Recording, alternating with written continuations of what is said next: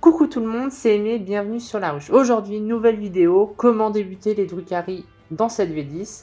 Je vais vous partager en gros une intro rapide avec qu'est-ce que c'est que les Drukhari, à quoi ça ressemble, quel est le style de jeu, les forces, les faiblesses, etc. Les premiers achats vers lesquels il faut s'orienter en fait, parce que c'est intéressant financièrement et relativement bon actuellement dans la méta. Les achats complémentaires qui peuvent être les achats faits un petit peu dans un deuxième temps. Et enfin les achats à éviter qui sont soit liés à la méta, soit au kit en eux-mêmes.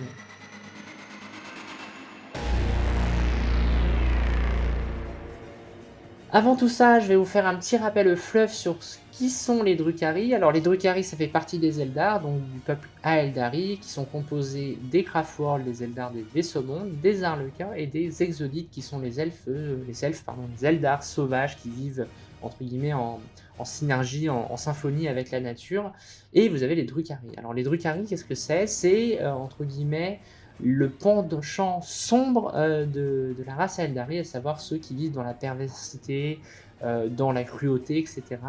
Ce sont eux qui ont engendré la chute de l'Empire Eldar avec la naissance de Slaanesh et l'implosion de l'Empire Aeldari quelque temps avant le début de l'ère de l'Imperium avec le début de l'Empereur et de la Grande Croisade. Et en fait, les Drukhari, c'est ni plus ni moins que la faction qui a décidé de, suite à la naissance de Slaanesh, de continuer à vivre comme avant, à savoir, on a engendré un dieu du chaos, c'est pas grave, on continue, et voire même on va aller encore plus loin dans la dépravation pour, entre guillemets, empêcher que Slaanesh nous mange nos âmes. On va tellement torturer les autres que finalement, on va passer outre ce courroux de Slaanesh en espérant que ça nous mènera suffisamment loin pour qu'on n'en paye pas les pots cassés. À la différence des Craftworld qui eux sont partis plutôt dans une vie d'ascétisme, de contemplation, de respect des convenances, etc. Et les Exodites qui eux sont partis en repartant dans le côté nature, donc en revenant aux bases des origines du peuple Eldar. Donc vous avez vraiment ces trois factions et les Arlequins qui sont un petit peu entre les deux. Et les Drukhari. Donc en fait, les Drukhari, eux, c'est vraiment, on torture les gens, la souffrance, on aime tuer des gens, ça nous renforce. Voilà, c'est vraiment les salopards, les sadiques de Warhammer 40 000 qui cherchent à avoir des prisonniers, qui les ramènent pour les torturer. Enfin, voilà, c'est vraiment l'horreur comme armée, mais c'est vraiment une armée qui a tout son cachet, je trouve, dans Warhammer 40 000 et qui donne tout un penchant très malsain finalement au Craftworld, contre côté un petit peu noble, etc. Là, on est vraiment dans le noble qui s'ennuie tellement, qui torture les gens pour retrouver de la saveur dans sa vie, qui est immortelle et qui il n'a plus le plaisir, donc il pousse au plus loin les plaisirs, même les plus vils qu'il peut avoir. Donc voilà, en gros, le fleuve des Drukhari, c'est des pirates. Depuis leur capitale Komorra, qui est l'ancien port de l'Empire Eldar, eh bien, ils mènent des raids sur les populations, principalement civiles d'ailleurs, pour rapporter des esclaves, que ce soit des esclaves pour des expériences, ou que ce soit des esclaves pour des combats. Enfin voilà, c'est vraiment les tortionnaires et les esclavagistes de Warhammer 40 000, donc c'est vraiment les bons salopards de l'univers. Au niveau de cette armée, elle est divisée en trois familles. Vous avez les Cabales qui sont plutôt l'orientation tir, on en parlera tout à l'heure, le côté Witch qui est plutôt l'orientation corps à corps, et les coteries qui est plutôt une orientation de corps à corps mais basée sur une résistance. Alors l'armée en elle-même est extrêmement légère. Ce que je veux dire par là, c'est que c'est une armée qui est très fragile, que ce soit d'ailleurs les figurines qui ont pas mal de pics, de voiles qui peuvent se casser assez facilement, donc il faut être assez précautionneux avec ces figurines, mais également en termes de jeu, c'est une armée qui est extrêmement fragile. Je pense que sans me tromper, qu'on peut dire que c'est l'armée la plus fragile de Warhammer 40 000, mais c'est aussi l'armée qui est probablement ce qui pousse le concept glace canon au plus loin, à savoir taper très fort mais avoir une résistance très faible. L'esprit de cette armée, moi je sais que c'est une armée que j'aime beaucoup, parce qu'en fait c'est une armée qui correspond à mon style de jeu principalement, en étant extrêmement nerveuse. À savoir que le jeu de Drukhari, c'est pas un jeu d'attente où on essaie de marquer ses points indépendamment de l'adversaire. On peut le faire bien évidemment, mais le but de cette armée, c'est de prendre l'initiative et de sanctionner des erreurs adverses. Donc là, vous allez vraiment avoir un style de jeu agressif. vous n'aurez assez peu de difficultés à jouer de Drukhari en ayant un mindset un petit peu défensif. Pour parler un peu pour illustrer ça, bon, bah, les tyrannides aujourd'hui sont une armée plutôt passive dans la manière de scorer. C'est-à-dire qu'il faut éviter de prendre des risques, il faut éviter de s'exposer inutilement. Il ne faut pas prendre d'initiative. En général, le plus simple, c'est d'organiser la contestation de primaire jusqu'à ce que l'adversaire n'ait plus de ressources pour pouvoir finalement faire un delta. Là, les Drukhari, on n'est pas du tout là-dedans. On est vraiment dans une armée agressive, qui va très vite, qui est très véloce, qui va taper très fort à des endroits chirurgicaux et qui va en fait utiliser sa rapidité pour taper là où elle veut quand elle le veut. Et en ça, c'est un style de jeu qui me plaît beaucoup et qui en ça, je pense, peut attirer pas mal de gens. Le revers à ça, c'est que c'est évidemment une armée extrêmement fragile, donc la moindre erreur va se payer cash. Vous ne bloquez pas une ligne de vue, vous n'organisez pas un repoussoir à FEP, vous prenez une FEP qui n'était pas prévue, ça peut être le drame instantanément parce que vos unités sont extrêmement faibles, donc l'erreur est hyper violente, vous payez cash la moindre erreur parce que vous êtes en mouche, là il n'y a aucun filet, vous pouvez en tyrannie, pour parler de ce que je connais, bon bah un monstre qui est pas très bien placé, qui se fait prendre une ligne de vue, bon bah il a quand même un châssis relativement solide qui va pouvoir tanker. Là c'est pas le cas, vous avez vraiment des unités relativement faibles en termes de résistance qui vont voler au moindre bolter, le moindre lance-flamme va vous terroriser, donc c'est des armes qui sont vraiment...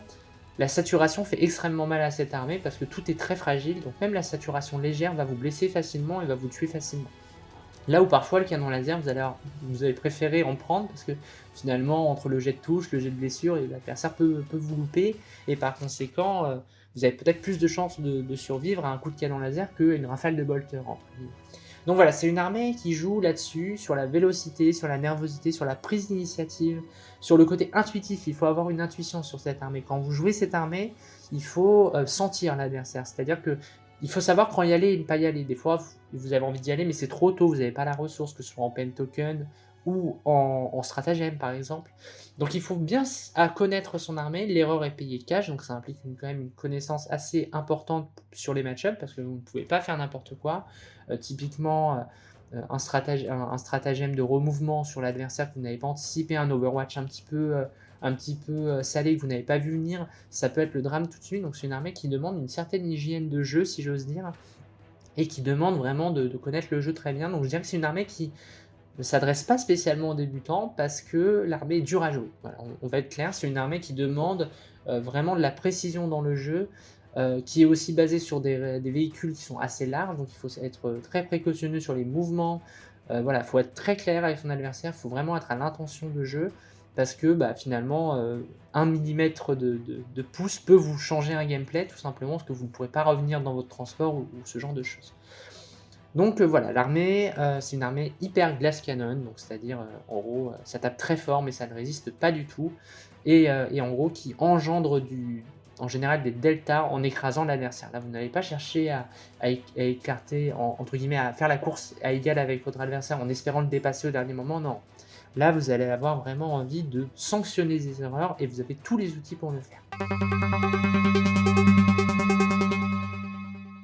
Donc maintenant qu'on a dit ça, on va parler des premiers achats. Donc voilà, globalement, cette armée est une armée qui est relativement difficile à peindre déjà, parce que c'est des figurines qui sont très fines. Le côté Eldar, le côté un peu toile, tout ça, c'est quand même... Alors c'est pas très compliqué si vous utilisez des techniques simples, mais il va y avoir pas mal de lining à faire, ça peut être assez fastidieux. L'armée est très petite, donc il y a beaucoup de détails. Donc c'est une armée qui, on va être clair, ne s'adresse pas spécialement aux débutants, que ce soit via son modélisme ou via sa manière d'être jouée. Maintenant, moi je le dis toujours, c'est vraiment ma devise dans Warhammer, c'est que si c'est cette armée qui vous plaît, si c'est le fluff, les figurines et le style de jeu qui vous plaît, allez-y. Ne partez pas sur une armée facile à peindre, parce que l'armée, finalement, elle est facile à peindre, et vous vous dites que l'armée qui vous plaît vraiment, vous n'aurez pas les capacités de la peindre, ou quoi, peu importe. Il faut vraiment se diriger vers l'armée qui vous plaît le plus en termes de design d'abord, parce que c'est d'abord des figurines à peindre, donc il faut toujours commencer par les figurines que l'on aime le plus. Ensuite, il faut s'attacher à quel est l'ADN et la nature de cette armée. Donc si vous aimez les Drukhari pour ce qu'ils sont, ce que j'ai parlé tout à l'heure, eh bien, il ne faut pas hésiter, il faut y aller même si l'armée va être exigeante à peindre et à jouer. Donc voilà, ça c'était le petit warning avant la partie achat. Au niveau des premiers achats, alors les Drukhari sont une armée relativement récente avec des kits qui ont été refaits il y a quelques années qui sont tout à fait corrects encore aujourd'hui, donc ce qui est plutôt pas mal là-dessus, c'est que tout le plastique est relativement récent. En premier achat, pour moi, obligatoire, c'est la Combat Patrol. La Combat Patrol, elle est fournie avec 10 Cabalites, un Raider, un Ravageur. À noter que vous pouvez monter 2 Raiders également, parce que le kit de base est le même, et vous aurez des éléments additionnels pour jouer un Ravageur potentiellement. Mais vous pouvez soit avoir un Raider et un Ravageur, soit 2 Raiders. 5 incubes et un archonte. Pour moi, c'est l'achat prioritaire. Voilà, vous débutez Drukhari, vous achetez une, voire 2 combats patrol, parce que je trouve que c'est vraiment hyper intéressant.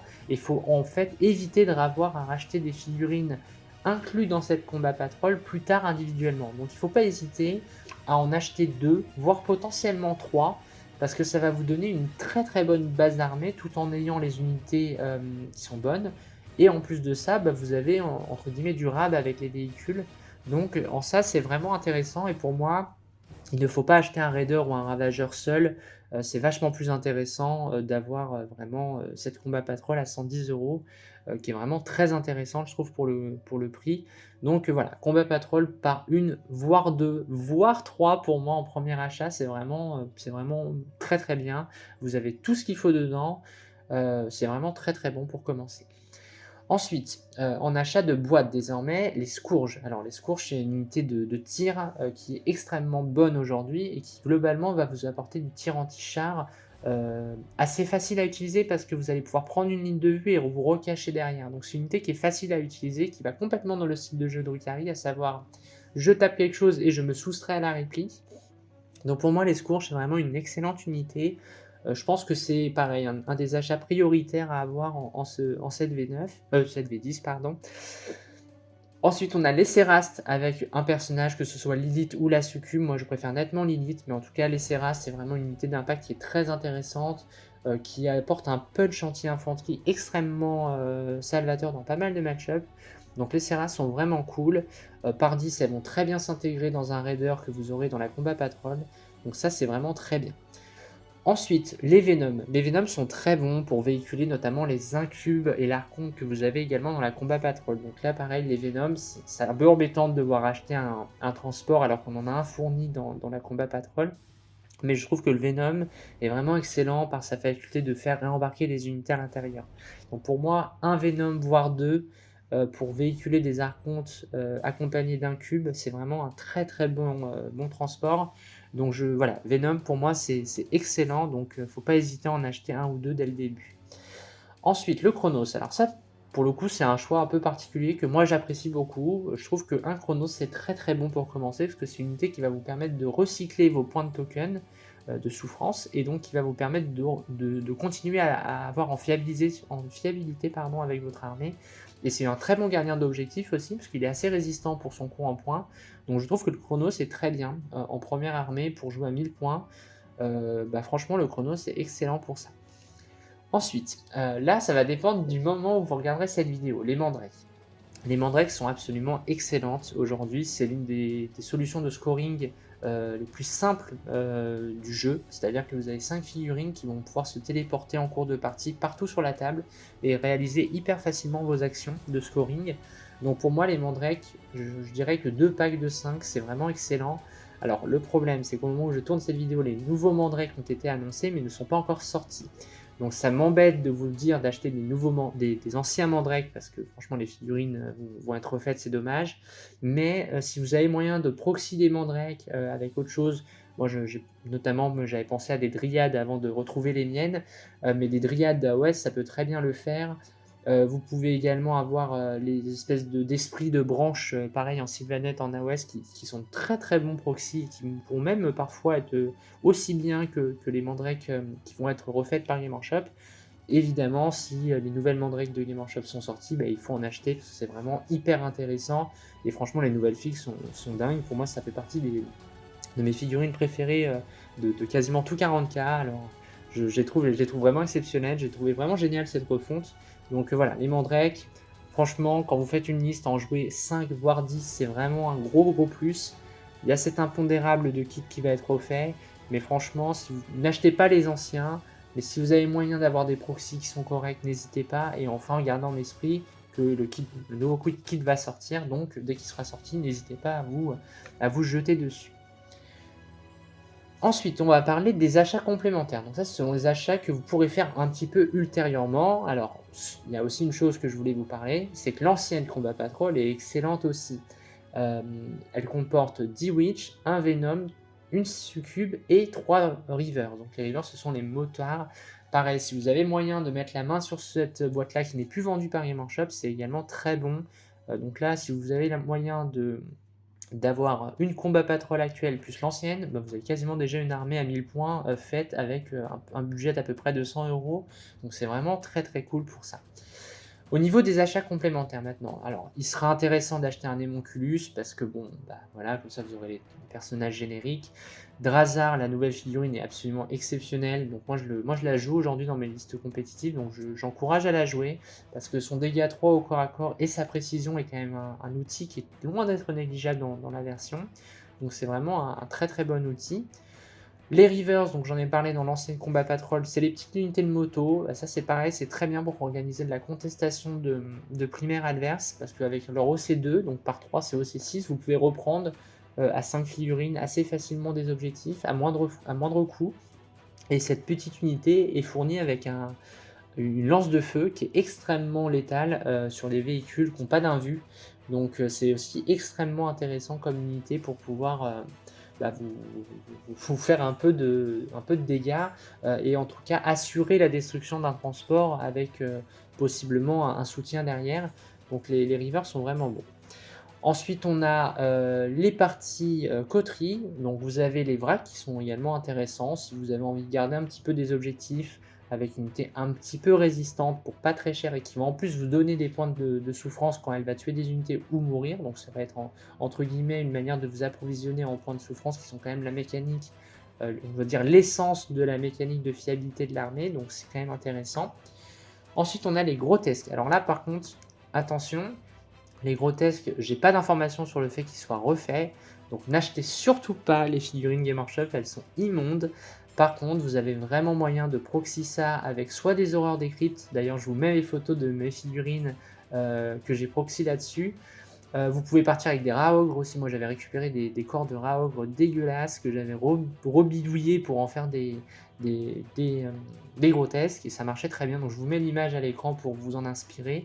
Ça marche très très bien, mais voilà, n'achetez pas les figurines individuelles monopose Game Workshop de grotesques, c'est vraiment dommage. Voilà, achetez plutôt les horreurs des cryptes et bidouillez-les. Vous avez des rabios hyper intéressants avec les kits de Talos, donc si vous avez acheté un Chronos avant ou que vous allez acheter des Talos, gardez les blitz, vous pourrez faire les visages des grotesques. Donc ça marche assez bien.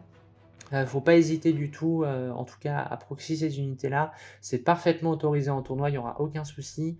Donc voilà, proxy à fond les grotesques tant que le kit n'est pas refait.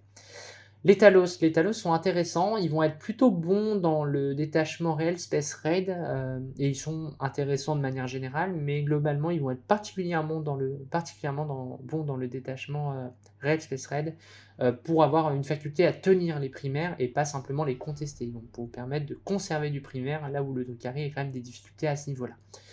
Donc voilà pour mes achats complémentaires. Après voilà, je mets pas de quantité à acheter, c'est à vous de voir selon votre orientation de jeu. Pour moi, vraiment, si je dois répéter, Combat Patrol, Venom, Mandrake, pour moi, on est vraiment dans quelque chose, et Scourge, on est vraiment dans quelque chose d'un petit peu obligatoire quand on commence le Drukhari. Et après, vous pouvez vous diversifier, soit en partant plutôt sur du Witch, plutôt sur de la coterie, ça va dépendre de votre style de jeu. Donc voilà, il n'y a pas de mauvais achat pour l'instant dans tout ce que je vous ai parlé, vous pourrez les utiliser. Et ne faites pas comme moi, j'avais une armée de Drukhari que j'avais en partie revendue, et c'était une erreur parce que j'ai racheté des figurines. Alors certaines figurines étaient vieilles, donc déjà je les ai mieux peints que celles que j'avais. Pareil, petite info là-dessus, les Drukhari sont une armée qui se décape extrêmement mal parce que tout est hyper fin. Vous avez des planchers de véhicules qui vont garder la peinture et qui vont avoir toutes les peines du monde à décaper ça. Et si vous avez le moindre résidu de peinture qui reste, ça va se voir en relief en dessous. Donc c'est une armée qui a vraiment qui a vraiment une difficulté à être repeinte. Si vous achetez des kits d'occasion un petit peu abîmés, vous allez avoir beaucoup de mal à les remettre entre guillemets comme neuf. Je dis pas que c'est pas possible, je dis que ça demande beaucoup de travail. Et donc attention à ça parce que effectivement l'armée est fragile, donc voilà, c'est une armée qui est très belle quand elle est en état. Si vous commencez à avoir des figurines pétées de partout, ça perd quand même un petit peu de sa saveur.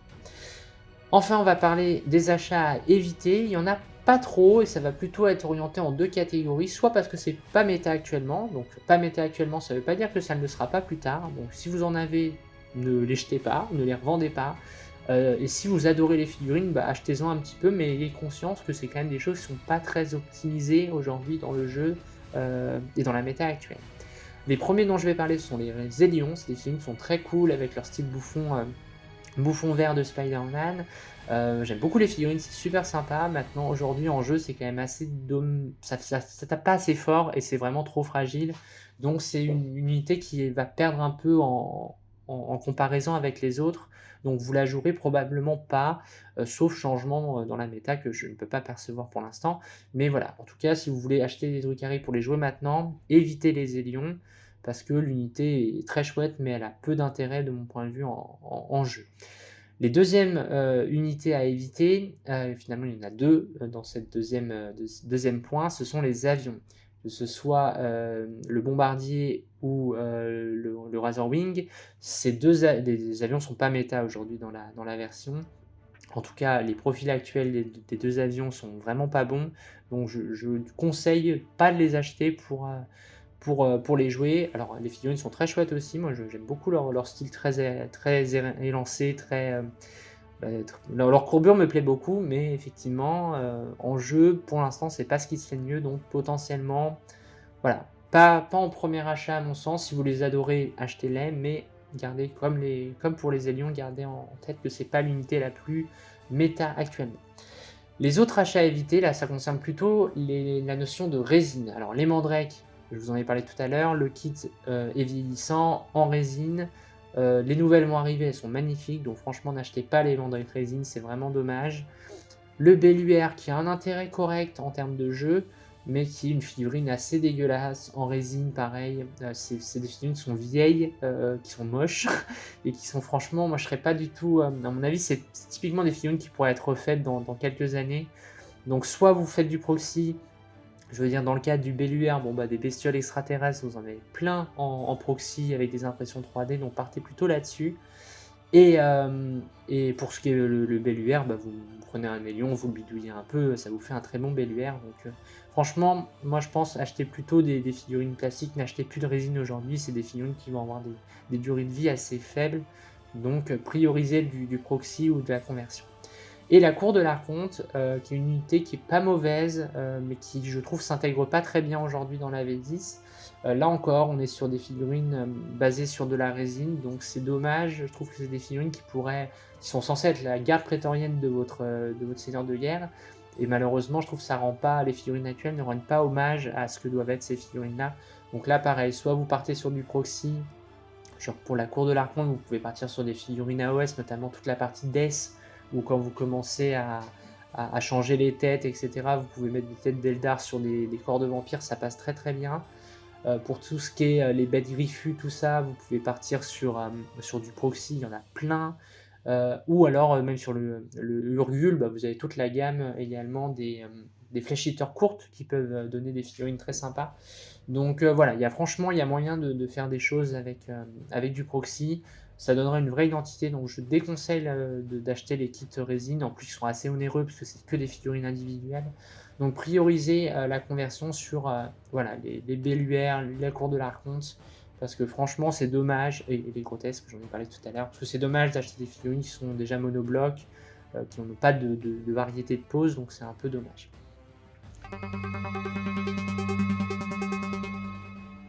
Pour illustrer tout ça, je vous présente une liste de Drukhari en 1000 points, donc qui est une version 1000 points qui sera parfaitement évolutive en 2000 points, avec l'achat d'un deuxième combat patrol ou des achats un peu plus diversifiés en fonction de ce que vous aurez apprécié avec ce style de jeu-là. L'armée peut se jouer dans n'importe lequel des deux détachements. Il faut savoir que les Drukhari ont actuellement 2 détachements, même si c'est un index. Ils sont assez proches dans la manière de structure d'armée, mais globalement, L'un va plutôt s'orienter sur le tir, le Rail Space Raid, et l'autre plutôt sur le corps à corps, le Sky Splinter Assaut. Donc à ce niveau-là, l'armée peut être jouée dans les deux, il n'y a aucun problème. Donc à ce moment-là, vous pourrez choisir d'explorer les deux avec cette liste-là. Au niveau de sa construction, on a Lilith Esperax qui va être le héros épique de l'armée. Donc c'est pareil, c'est sympa d'avoir une figurine perso nommée qui va apporter de gros buffs à une unité.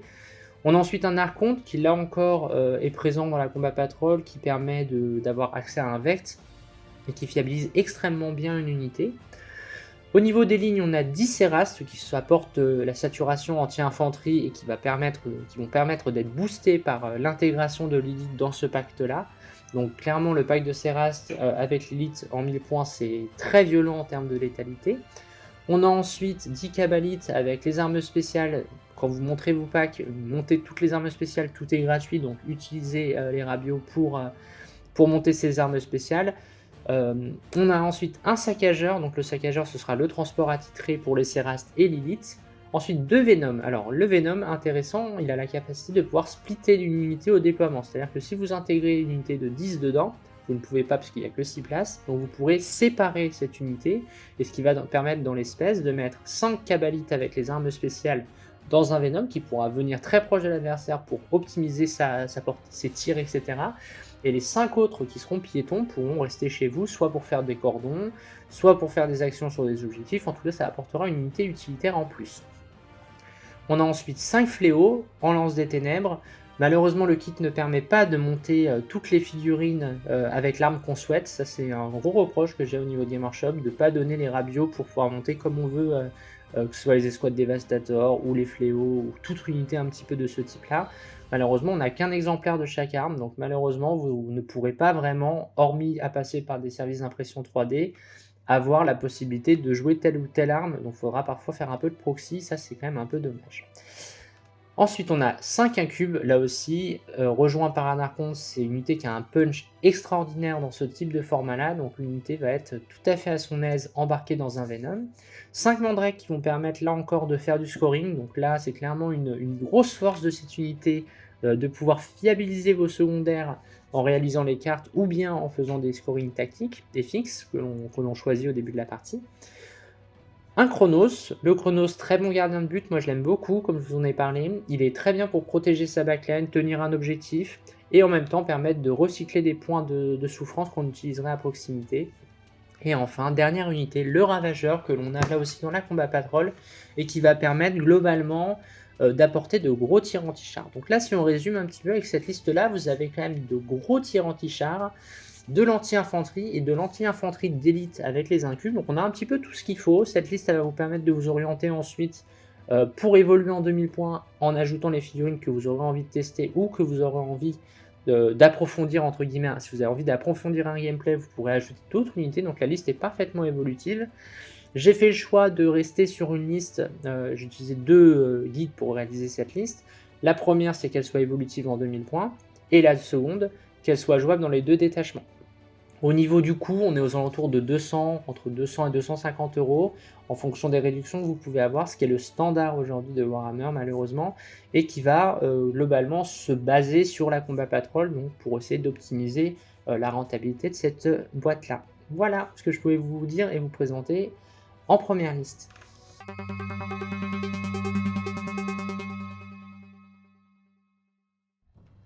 Et donc voilà, on en a terminé avec cette vidéo comment débuter les Drukhari en V10. Globalement, c'est un format que j'apprécie parce que je trouve que ça s'adresse au plus grand nombre, c'est-à-dire qu'il ne s'agit pas d'être compétiteur ou quoi. Ça peut vraiment, vous êtes débutant, vous avez envie de débuter l'armée, vous n'êtes pas perdu. Je pense que c'est pas évident du tout de commencer le hobby aujourd'hui, donc c'est vrai qu'avoir des vidéos pour commencer, c'est bien.